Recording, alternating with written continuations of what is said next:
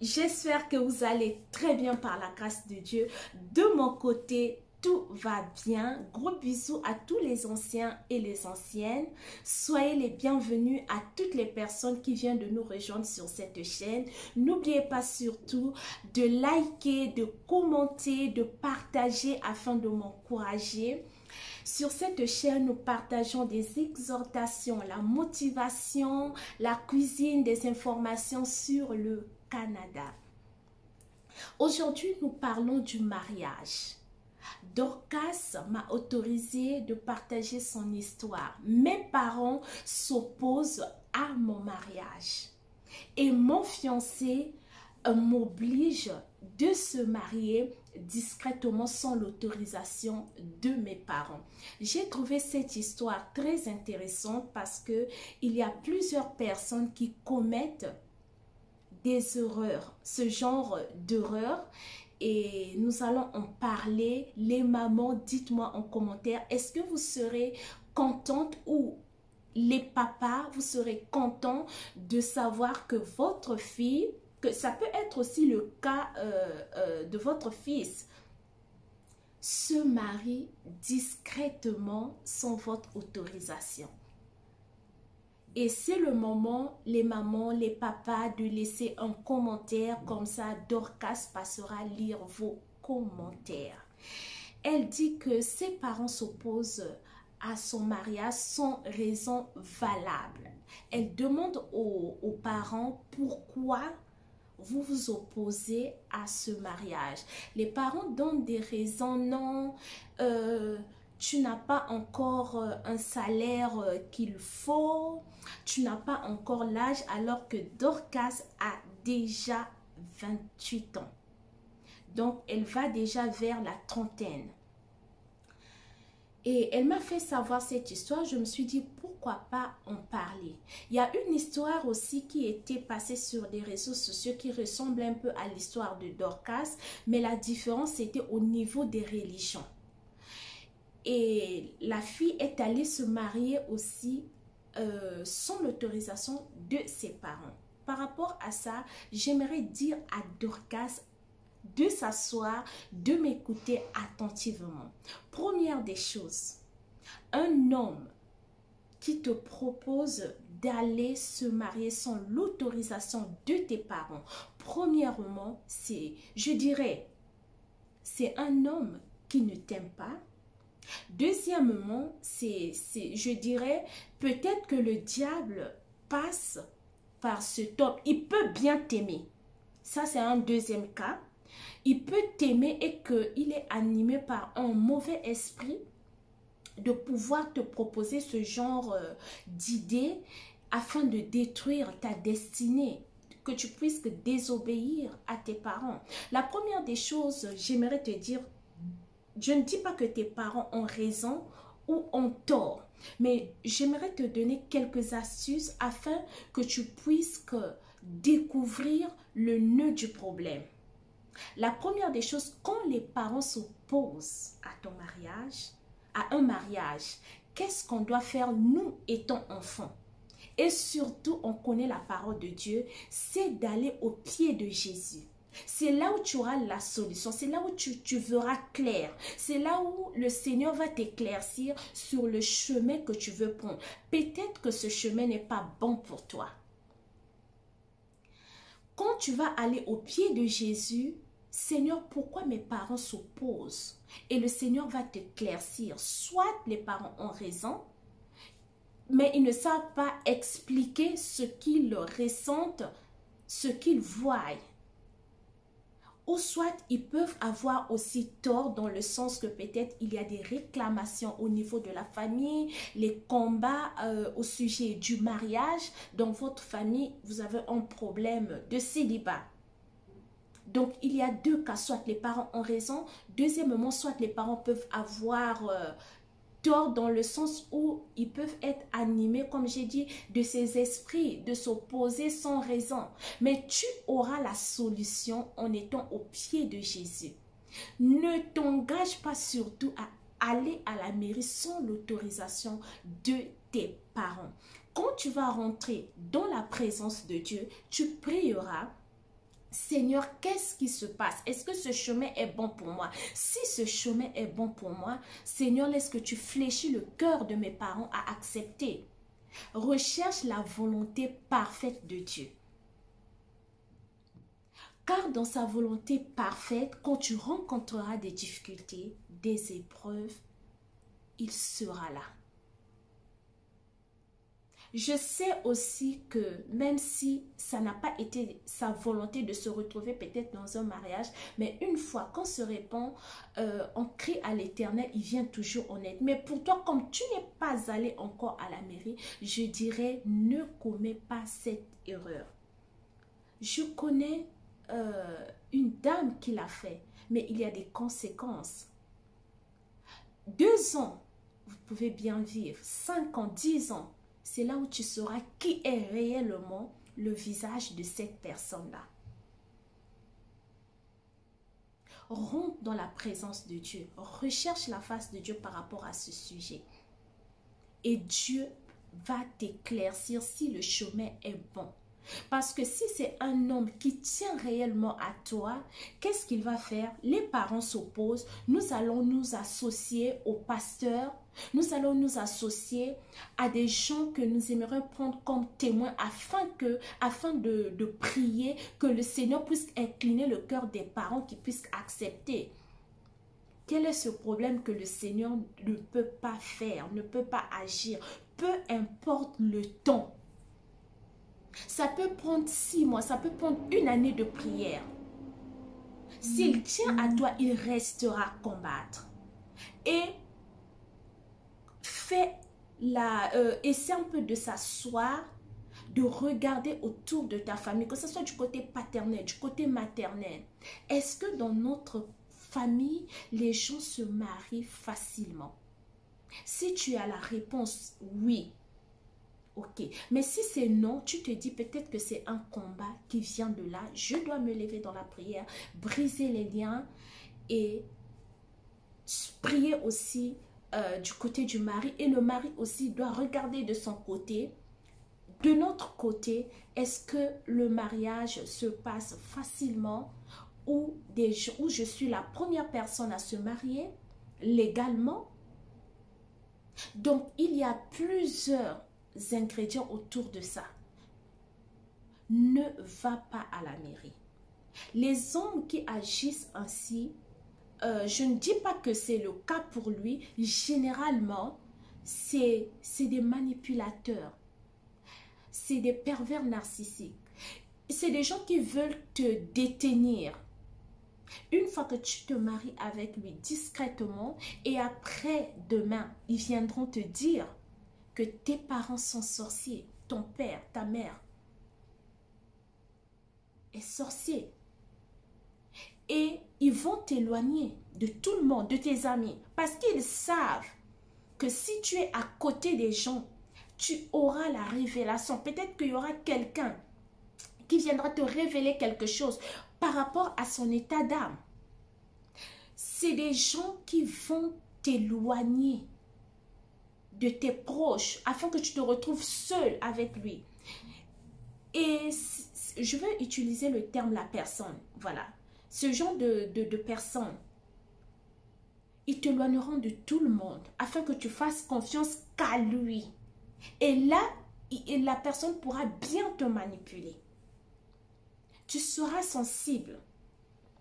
Ça, c'est un premier cas des personnes qui sont animées de ce genre d'idées, de pouvoir aller à la mairie, faire un mariage sans l'autorisation des parents de la fille. Soit la personne utilisera ton étoile. Oui, il prendra soin de toi. Tu diras que oui, le monsieur prend soin de moi, il est responsable, il a tout. Pourquoi mes parents s'opposent? Il a déjà construit. Voilà, les conditions financières sont OK. Mais il te propose que tu te retrouves avec lui, seul à la mairie. Même la Bible dit que le mariage soit honoré de tous. Rendez à César ce qui est à César. Tes parents n'ont pas reçu la dot. Tu ne peux pas t'engager. Tu ne peux pas faire plaisir à cet homme, bafouer l'autorité de tes parents pour un mariage. Si c'est la volonté de Dieu, rentre en prière. Le Seigneur ramènera le cœur de tes parents. Tes parents décideront seuls. Diront, tiens, Dorcas, tu nous parlais du mariage. Où est-ce que tu es avec ton mari à propos de ce sujet? Vous êtes toujours prêts? Tu vois le miracle de Dieu. Et comme j'ai parlé, il y a des réclamations. Il y a aussi, comme on dit, l'ennemi combat toujours le mariage. Mais pour savoir, comme j'ai dit, le nœud du problème, pour savoir réellement la révélation, tu dois aller en profondeur avec le Seigneur. Parce que c'est le Seigneur qui te révélera l'état d'âme de la personne avec qui tu veux t'engager. Oui, tu dis que financièrement, physiquement, il te plaît, tu ressens de l'amour. L'amour ne suffit pas pour s'engager. J'aimerais te dire, l'amour ne suffit pas pour t'engager, non. Mais c'est au pied de Jésus. Car tu ne connais pas l'état d'âme de la personne. Tu t'engages parce que tu l'aimes. Parce que ton cœur bouillonne. Tu n'arrives plus à dormir. Il y a plein de choses. Mais en étant au pied de Jésus, le Seigneur va te révéler qui est réellement cet homme. Quelles sont ses intentions. Parce que maintenant tu es amoureuse, ça sera difficile pour toi. Parfois, le Seigneur va te révéler, ce chemin n'est pas à toi, son état d'âme n'est pas correct. Ou soit c'est la personne qu'il te faut, mais tu dois prier dans ce sens. Tu dois briser les liens. De ton côté, de son côté. Voici l'Orient. Le Seigneur va t'orienter comment prier. Tu dois rentrer en jeûne de 3 jours. Moi, je me rappelle du témoignage de la servante de Dieu. Son nom m'échappe. Son mari, c'est le prophète Kazadi. Ils avaient passé un live avec le pasteur Lord Lombo. Elle témoignait, elle a passé 6 mois dans la présence de Dieu avant son mariage afin de briser les liens. 6 mois, elle avait dit, elle dormait à terre. La servante de Dieu. Parce qu'elle connaissait d'où elle vient. Elle s'est dit, oui, j'ai eu mon fiancé. Mais j'aimerais rentrer dans ce mariage sans des liens, sans des réclamations. Fais attention. Ne te fie pas aux apparences. Et ne reste pas sur l'amour. Parce que je l'aime, non. Aujourd'hui, à la date d'aujourd'hui, on ne connaît pas l'état d'âme des gens. Il y a des personnes qui peuvent venir dans ta vie parce qu'ils ont vu ton étoile briller. Et ils vont utiliser ton étoile. En retour, ils vont prendre soin de toi. Tu diras, oui, le monsieur fait ceci pour moi. Mais après, si tu restes dans sa présence, parfois, une fois peut-être que tu t'engages, il y en a d'autres aujourd'hui que je connais des témoignages qui se sont engagés, mais plus tard, le Seigneur a révélé l'état d'âme de ces personnes.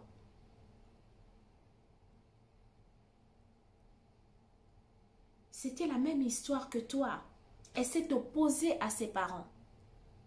Elle s'est dit, c'est l'homme idéal, c'est l'homme qu'il me faut, je l'aime.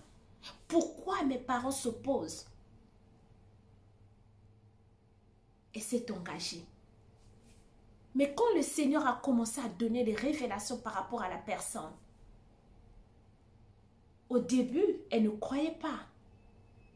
Mais comme on dit, ce qui vient de Dieu, ça se réalise toujours. Elle a vu des choses horribles. Voilà pourquoi je tiens à te dire, reste dans la présence. Je dis ces choses, ce n'est pas pour te faire peur, mais c'est pour que tu ailles en profondeur dans la prière. Un homme qui te propose d'aller à la mairie, sans l'autorisation de tes parents. Non, ma chérie. Il t'aime réellement ou il veut utiliser ton étoile? Plus tard, t'éloigner de tes proches, de tes amis, de tes parents, et que tu sois perdu, ma chérie, réfléchis. Mets des sentiments à côté. Mets l'amour que tu ressens à côté pour entendre la voix de Dieu. Si c'est un esprit mauvais qui l'anime, le Seigneur te révélera. Si son état d'âme est comment, Dieu va te révéler. Si c'est le bon chemin pour toi, oh oui. Tu pries afin que le Seigneur puisse incliner le cœur de tes parents pour accepter la dot et que vous puissiez poursuivre la suite. Le mariage, c'est un long chemin. On ne s'engage pas parce que le cœur bouillonne, parce que le monsieur est à l'aise financièrement, il a tout. Mais après, l'amour a des séquences. Aujourd'hui, tu peux aimer quelqu'un. 2 ans plus tard, tu ne ressens rien pour la personne. Ou la personne fait des choses qui te déplaisent. Des choses que tu n'aimes pas en fait.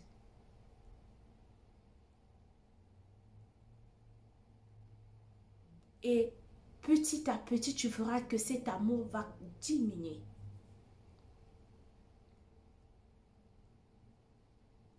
Ne désobéis pas surtout à tes parents. Mais va dans la présence de Dieu. C'est là où tu auras la réponse. C'est là où tu auras la révélation. Et quand tu auras la révélation, confie-toi à ton pasteur. À l'église, vous avez des moments d'intercession. Prie avec la personne que dans ton cœur, tu es convaincu que cette personne, je peux prier, cette personne est discrète. Ou je peux me confier au pasteur. Pourquoi tu es seul? Pourquoi tu ne cherches pas à partager ça avec quelqu'un? Ton pasteur, la femme de ton pasteur, ou une maman que tu trouves qui est assise dans les Écritures, qui prie, qui est modèle. Tu te dis non, celle-là, elle est discrète, je peux partager ce que je ressens. Une maman mature et discrète.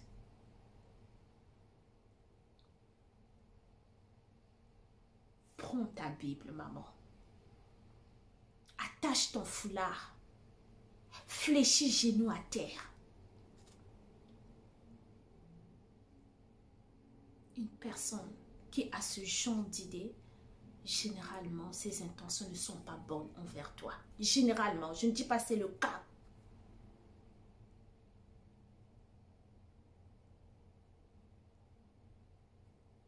Tu te dis, tout marche avec lui, tout ce que l'on fait marche. Qui sait que c'est ton étoile qui brille?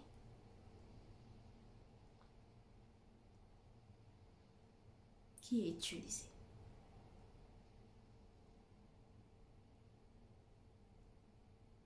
Parle-lui, dis-lui, je t'aime bien. Je veux bien de ce mariage, mais mes parents ne sont pas d'accord. Restons dans la prière. Il est chrétien. Il va patienter. Cher, associez-vous aux personnes qui sont matures, aux personnes qui sont spirituellement avancées que vous. Vos anciens de l'église, les diacres, le pasteur. Dans votre église, vous avez le département des mamans, tu me l'as dit.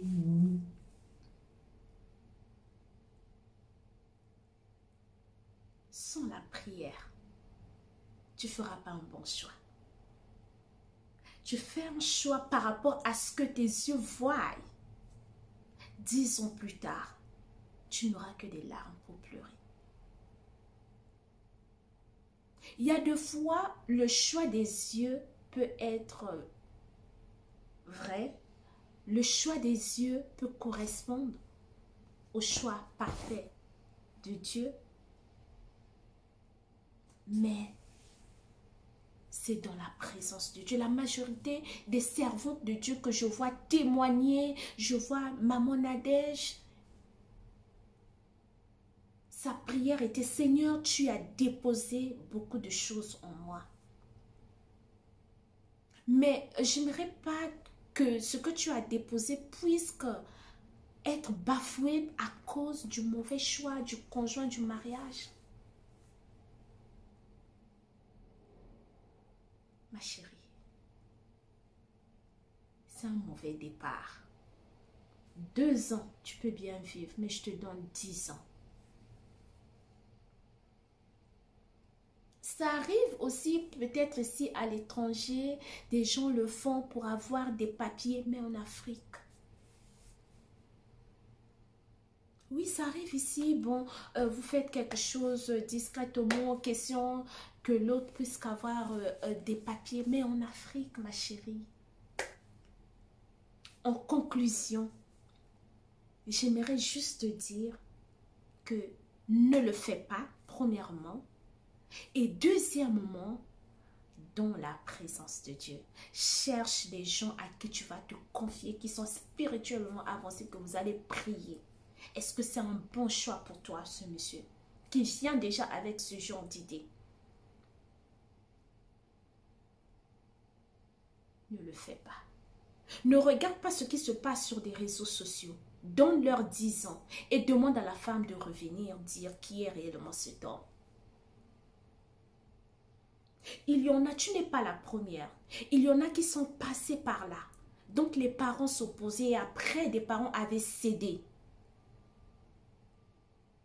Parce qu'on met chez nous à terre. Nul n'a cherché le Seigneur et ne l'a pas rencontré. Et nul n'a cherché le Seigneur et resté la même. Je sais que tu veux avoir des enfants, tu veux déjà t'engager, tu as l'âge qu'il faut, mais réfléchis. Je veux aller, tes parents t'ont mis au monde, tes parents ont dépensé, ont fait physiquement ce que tu es aujourd'hui. Mais lui, il vient te rencontrer, tu es bien éduqué, quelque part, il y a des gens qui ont investi pour toi. Et il veut s'accaparer de toi. Et demain, s'il t'abandonne, demain, il peut aussi te trahir. Je ne dis pas que les mariages dont les personnes se sont unies dans la volonté parfaite de Dieu n'ont pas de problème, n'ont pas de situation, non.